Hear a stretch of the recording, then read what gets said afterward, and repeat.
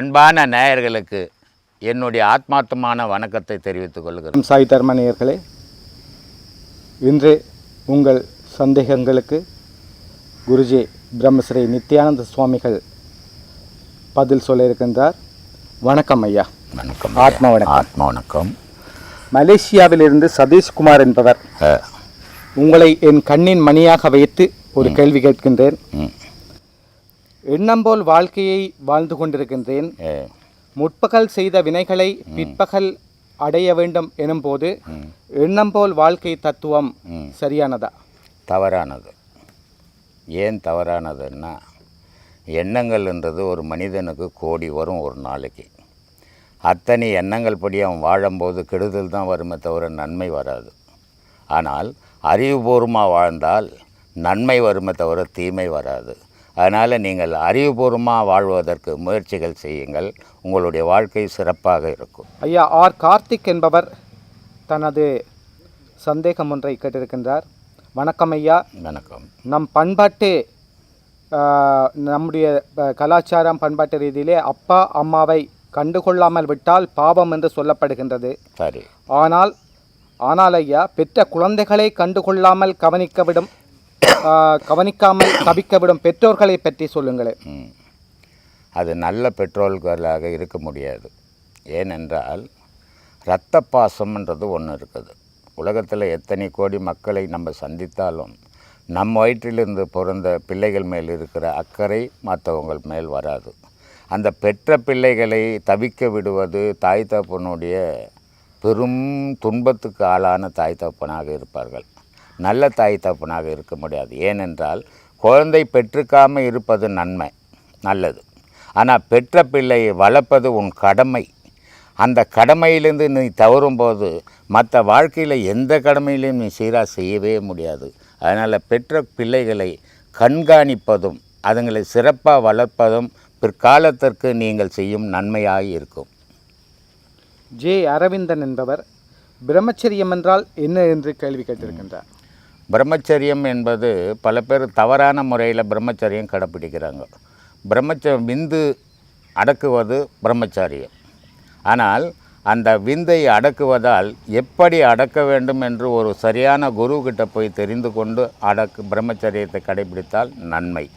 இப்போ ஊருக்கு நடுவில் ஒரு கிணறு இருக்குது. எல்லாரும் தண்ணி எடுப்பாங்க. அதில் தண்ணி எடுக்கும்போது சுரப்பு வரும்போது அந்த கிணத்தினுடைய தண்ணி சீராக இருக்கும். அது தண்ணி யாரும் எடுக்க வேணாம், அதிலேயே இருக்கட்டும்னு விட்டால் அந்த கிணறு பாழடைஞ்சு போகும். அதுபோல் பிரம்மச்சரியம்ன்றது தவறான முறையில் கடைப்பிடிக்கக்கூடாது. நல்ல குருக்கிட்ட போய் பிரம்மச்சரியம் எப்படி கடைப்பிடிக்க வேண்டும் என்று தெரிந்து கொள்ள வேண்டும். தெரிந்து கொண்டு பிரம்மச்சரியம் கடைப்பிடிப்பதில் தவறில்லை. ஆனால் விந்தாகப்பட்டது ஒன்று வெளியேற வேண்டும், அது உடலுக்கு நன்மை. இல்லை அது மேலேற்ற தெரிய வேண்டும், அதுவும் உடலுக்கு நன்மை. வெளியேறினால் உலக உற்பத்தி, மேலேறினால் கடவுள் தரிசனம். இதுதான் பிரம்மச்சரியம். இது தெரியாமல் நான் அதை அடக்கிறேன்னு அடக்கும்போது விபரீதங்கள் வருமே தவிர நன்மை கிடைக்காது. உடல் நோய்கள் உருவாகிடும். ஏனென்றால் அந்த விந்து பாழாகும்போது அதிலிருந்து பல நோய்களை உருவாக்கும். அதனால் அப்படிப்பட்ட பிரம்மச்சரியம் தவறானது. சரியான முறையில் பிரம்மச்சரியத்தை கடைபிடித்தால் அது சந்தோஷமான விஷயம்தான். ஐயாவின் குரு யார்? சித்தர்களை சந்தித்தது உண்டா? ஏதாவது சக்திகள் உண்டா என்று ஜி தமிழ் பிளே என்பவர் கேட்டிருக்கின்றார். சித்தர்கள் என்பவர்கள் அவ்வளோ விளையாட்டு பொருள்கள் இல்லை. அது சித்தர்களை யாரும் காணவே முடியாது. நான் கண்டேன், நான் பார்த்தேன், நான் பேசினேன் அப்படின்றது பொய். சித்தர்கள் யார் கண்ணுக்கும் படமாட்டான். சித்தனுக்கு சித்தன் தென்படுவானே தவிர சராசரி மனிதனுக்கு தென்பட மாட்டான். ஏன்னா சித்தன் ஆசையற்றவன், இறைவனுக்கு சமமானவன். மனிதன் கேடுகெட்டவன், இவன் ஆசையில் அலைபவன். இவனுக்கும் சித்தனுக்கும் என்ன தொடர்பு இருக்கிறது? அதனால் யாரும் சித்தரை அறியவே முடியாது, என்னாலையும் அறிய முடியாது. ஏனென்றால் நானே ஒரு ஆசிரமம் வச்சு நான் ஆசையில் தான் இருக்கேன். ஆசை இல்லைன்னா எனக்கு ஆசிரமம் தேவையில்லை, ஆசை இல்லைன்னா எனக்கு சீடர்கள் தேவையில்லை, ஆசை இல்லைன்னா குடும்பம் தேவையில்லை. அப்படிப்பட்ட சித்தர்களை நான் கண்டதும் இல்லை, பொய் பேச விரும்பவும் இல்லை. எஸ் மோகன் என்பவர் கோயிலில் தேங்காய் உடைப்பது ஏன் என்று கேட்டிருக்கிறார். கோவிலில் தேங்காய் உடைத்து சாமிக்கு உடைக்கிறேன்னு உடைச்ச தேங்காவை சாமி பக்கம் வைத்ததே இல்லை. அப்போது அந்த தேங்காவை கோவிலில் உடைச்சாலும் சரி, இல்லை வீட்டில் உடைச்சாலும் சரி, தேங்காய் யார் உடைத்தானோ அவன் பக்கம்தான் அதை வைக்கிறான். ஏன் வைக்கிறான் அப்படின்னா, மும்மலம்னு பேர் அதுக்கு. மேல் மட்டை ஒன்று, ஓடு ஒன்று, காய் ஒன்று இருக்குது. அப்போது அந்த தேங்காயினுடைய வெள்ளை மாதிரி வேறு எந்த பொருளும் கிடையாது. தண்ணி கூட அதனுடைய வெள்ளை கிடையாது. அப்படிப்பட்ட வெள்ளை மனம் ஆக வேண்டும்ன்றதுக்காக தேங்காய் அந்த மும்மலம் நீக்கினால்தான் தேங்காய் மாதிரி மனம் வெள்ளையாக வரும் அப்படின்றதுக்காக தான் தேங்காய் உடைச்சி வைக்கிறாங்களே தவிர, தேங்காய் உடைக்கிறதால சாமிக்கு ஒன்றுமே கிடையாது. அதனால தான் சொல்கிறார், தேங்காய் கருணை வெள்ளம் தேய்க்கிருந்து உண்பதற்கு வாங்காமல் விட்ட குறை வந்தெடுப்பது எக்காலம்னார். அந்த தேங்காயினுடைய வெள்ளை மாதிரி என் மனம் எந்த காலத்தில் வரும் ஐயா? நான் எப்போது அமுது உண்ணுவேன், நான் எப்போது உன்னை அறிவேன் அப்படின்னு இவர் பத்ரகிரி சொல்கிறார். அதுக்காக தேங்காயை உடைச்சி அடையாளத்துக்காக அழுக்கு இருக்கிற மனத்தை விலக்கி வெண்மையான மனமாக ஆக்கிக்கோன்றதுக்கு தான் தேங்காய் உடைக்கிறோம். ஐயா, பாரதி என்பவர் மூச்சை கவனிப்பதால் மனம் அடங்கும் என்று சொல்கின்றார்களே, இதை நீங்கள் உணர்ந்திருக்கின்றீர்களா? சாதாரண மனிதனால் இப்படி செய்ய முடியுமா? நான் உணர்ந்ததால் தான், மூச்சை கவனித்ததால் தான், நான் உணர்ந்ததால் தான் இன்றைக்கி ஆயிரக்கணக்கான சீடர்கள் என்னை தேடி வராங்க. நான் உணரலைன்னா யாருமே என்னை தேடி வர மாட்டாங்க. முதல்ல ஒன்றை தெரிஞ்சுக்கணும், இந்த மூச்சை உணர்றது எப்படின்னு ஒரு குருக்கிட்ட கேட்கணுமே தவிர நீ உணர்ந்தியான்னு கேட்கக்கூடாது. இதுவே தவறான கேள்வி. இந்த கேள்வியை திருத்திக்குங்க. கெவின் மெரியா என்பவர், ஐயா, ஒருவருக்கு முக்திக்கான ஆன்மீக தேடல் இருந்தால் அவருக்கு காமம் கோபம் ஆசாபாசங்கள் விடாது துரத்தினால் அவர் எந்தவித தடைகளை நீக்கி முக்திக்கான வழிகளை அடைய முடியும் என்று கேட்டிருக்கின்றார். மனிதனுக்கு, சராசரி மனிதனுக்கு காமம் கோபம் குரோதம் இது மூணுமே இயற்கையானது. இப்போது ஞானம் அப்படின்றது இந்த இயற்கையிலேருந்து மாறுபட்டது தான். அப்போது இந்த மாறுபட்ட நிலைக்கு வரும்போது அந்த காமம் கோபம் உங்களை துரத்தாது. அப்போது அமைதியான நிலையில் இருப்பீங்க. அமைதியான நிலையில் இருக்கும்போது மனம் உலகத்தை நாடாமல் இறைவனை நாடும்போது முக்திக்கு வழிபிறக்கும். எஸ்டி சுமதி என்பவர், ஐயா, முப்பால் கடந்து அப்பால் சென்றவருக்கு ஈசனின் திருநடன காட்சியை கிடைத்ததாக நந்தனார் அவர்கள் கூறியிருக்கின்றார். உண்மை. ஞானிகள் முப்பால் என்பது என்ன என்று கேட்டிருக்கின்றார். முப்பால் அப்படின்னா இக வாழ்வு, உலக வாழ்வு, இதையெல்லாம் கடக்கணும் மனிதன். அப்போது மனம் அழியணும், ஜீவன் அழியணும், ஆன்மா அழியணும். இந்த மூணும் அழிந்தால் இறை நடனம் கிடைக்கும். இது இந்த முப்பாலினுடைய விஷயம். இது பூரணம் என்று பேர். இதுக்கு ஜீவன், உயிர், ஆன்மா, இந்த மூணும் ஒன்று சேரும்போது முப்பால் கடக்கிறோம். இந்த மூன்றும் ஒன்று சேர்ந்தால் இதற்கு பேர் பூரணம் என்று பேர். இந்த பூரண நிலையை யார் அடையிறானோ அவனுக்கு இறைவனுடைய நடனம் தெரிகிறது. இந்த முப்பால் அடையிறது அவ்வளோ சாதாரணமான விஷயம் இல்லை. வாயில் எது ஒன்றாலும் பேசலாம், ஆனால் அடையணுன்னா உலக வாழ்க்கையை நீ இழக்கணும். நீ இழக்க தயாராக இருந்தால் இந்த முப்பாலும் ஒன்று சேரும். ஒன்று சேர்ந்தால் இந்த உலக உன் கண்ணில் படாது, இறைவன் நடனம் மட்டுமே உன் கண்ணில் படும். அப்போ இந்த முப்பாலை கடக்கிறதுக்கு முயற்சிகள் பண்ணணும். அதே நேரத்தில் வழி தெரியாமல் முப்பால் கடந்தோம் சொல்லக்கூடாது. ஞானிகள் முப்பால் கடந்தானா அவன் உலகத்தை மறந்தான் இறைவனை உண்டாக்கிக்கணும். ஆனால் நம்ம இறைவனை மறக்கிறோம், உலகத்தினுடைய வாழ்க்கையை உண்டாக்கிக்கிறோம். அதனால் நமக்கு அறியாமையிலே இருக்கிறோம். நம்ம இதை தெரிஞ்சுக்கினா நமக்கு போகலாம், எல்லாராலையும் முடியும். ஐயா, கர்மா கழிந்து விட்டதை எவ்வாறு அறிந்து கொள்ள முடிகின்றது? இப்போ நீங்கள் ஒரு வழியில் நடந்து போய்க்கினே இருக்கிறீங்க, ஒரு கல் அடிக்குது காலில். அப்போ நீங்கள் என்ன சொல்கிறீங்க? என் கர்மா என்னான்னு தெரிலப்பா, போகிற இடம்லாம் எனக்கு அடிப்படுதுப்பான்றீங்க. இதையெல்லாம் நடக்காமல் இருக்கும்போது, அமைதியான உங்கள் மனம் நிலைச்சி நிற்கும்போது கர்மா கழிந்ததுன்னு எண்ணம். அப்போ உங்கள் மனம் நிலைச்சி நிற்காமல் பல வழியில் தடுமாறுது. அது எதை செய்யுது, எதை பண்ணுறது, என்ன பண்ணால் நம்ம வாழலான்னு நினைக்கும்போது கழியலன்னு அர்த்தம்.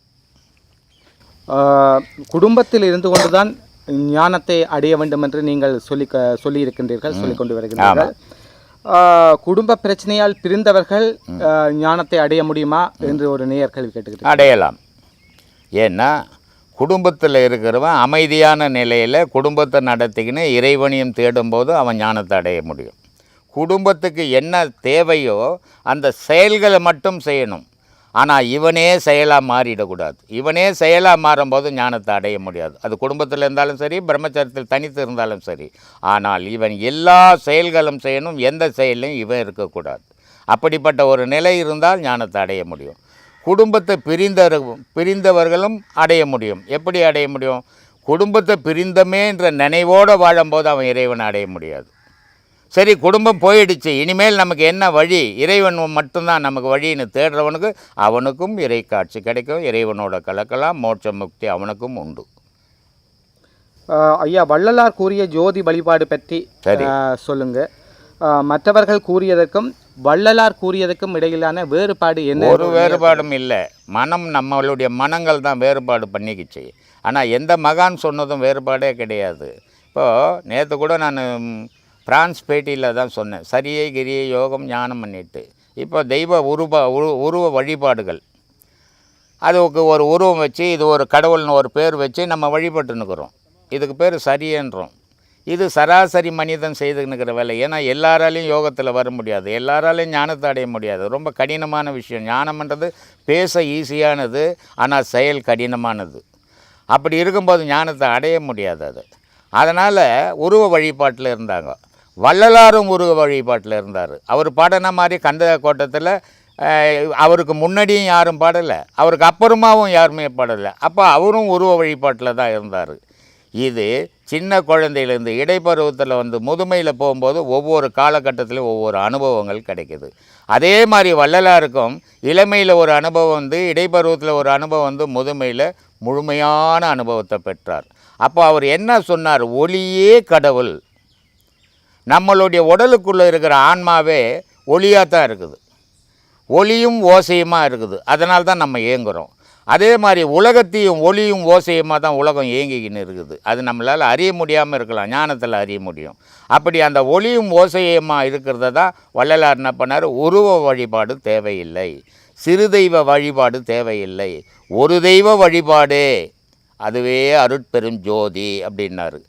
அருட்பெரும் ஜோதின்றது கூட ஒரு உருவம் தான். அது அருவ வழிபாடுன்னு சொல்ல முடியாது. சில பேர் அருவ வழிபாடுன்னு சொல்கிறாங்க, அது எப்படின்னு தெரியல. ஏன்னா எதை பார்த்தாலும் ஒரு அடையாளம் இல்லாத போது தான் அருவம், அடையாளம் இருக்கும்போது அது உருவம். அப்போ ஜோதி வழிபாடு கூட உருவ வழிபாடு தான், அது சிலை வழிபாடு இல்லை.